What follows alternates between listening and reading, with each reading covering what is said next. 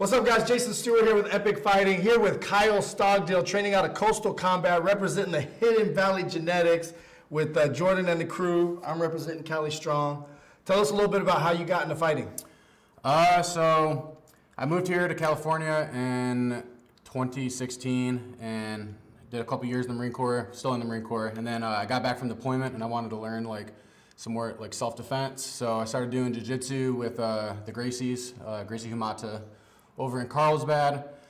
Started to get on the competitive side of it, started loving it, and then did a couple of Brazilian jiu-jitsu tournaments, won a couple of those, and then I decided all right, I want to take this to the next step. So but you were primarily a jiu-jitsu Primarily just jiu-jitsu.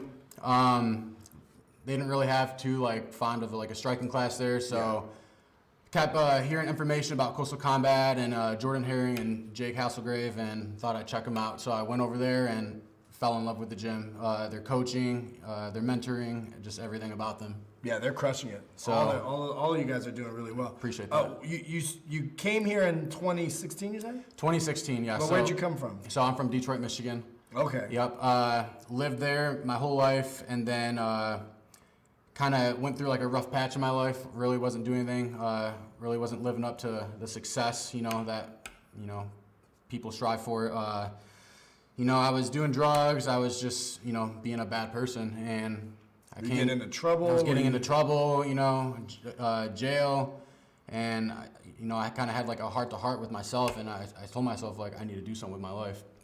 So before you end up in jail or dead. Exactly. Detroit has a lot of shitty neighborhoods. Yeah, so it's easy to get in trouble over there. It does. So you got the hell out. You come here in 2016. Yep. You joined the. Yep. So I took the oath. I raised my right hand and I decided I want to join the United States Marine Corps, and it's been the best decision of my life. Turned me into the man I am today. So. That's a testimony I've ever heard one. Yeah. Thank you for your service. Appreciate that, man. So you start doing jiu-jitsu, you go to Coastal Combat, they turn you to a well-rounded fighter, and then next thing you know, you're actually fighting in cages, in arenas, on big stages in front of lots of people. Yep. How did that feel? How did that change your life?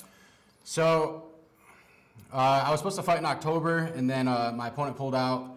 But I told Jake and Jordan, I was like, hey, I want to get back in there instantly. I want to fight. This is what I want to do.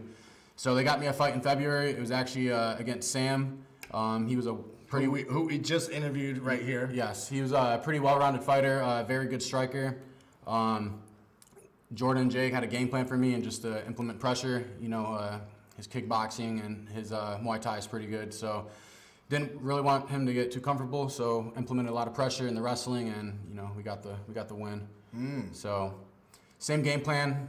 Pretty much for this fight, just pressure. I'm a big fan of cardio, and I believe my gas tank is better than a lot of people's. So grind them out. Exactly. And so you had a close friend of yours that served with you, that had come to your last few fights, supported you. Yep.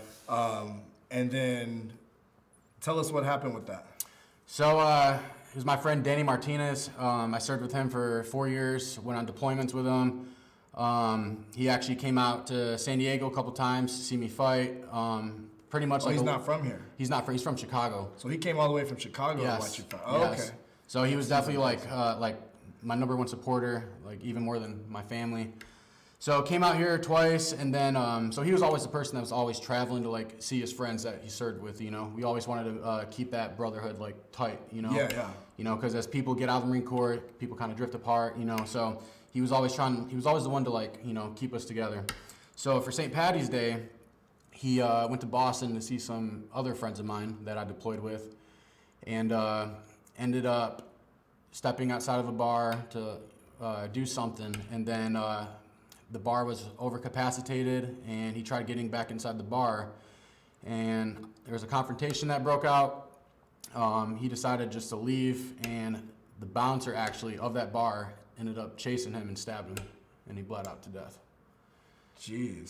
So this fight's pretty much going to be for him. This whole fight camp, I've been training my ass off, to pretty much, fight for him. Dedicate the entire training camp and fight to him. Exactly. And this is the tattoo that you got. Can you see that on the camera at all? Yeah. Wow. You can kind of see. Yep.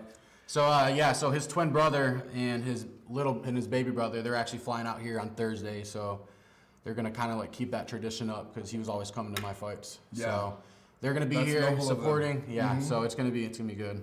Wow. I'm looking forward to it. Anything you want to say to your current fans and future fans that are supporting you and that are going to be seeing you fight for the first time?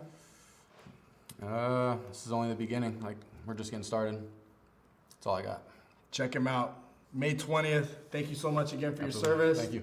Kyle, I really wish you good luck. Appreciate And epicfighting.com. Get your tickets. Thanks, bro. Absolutely. Appreciate it.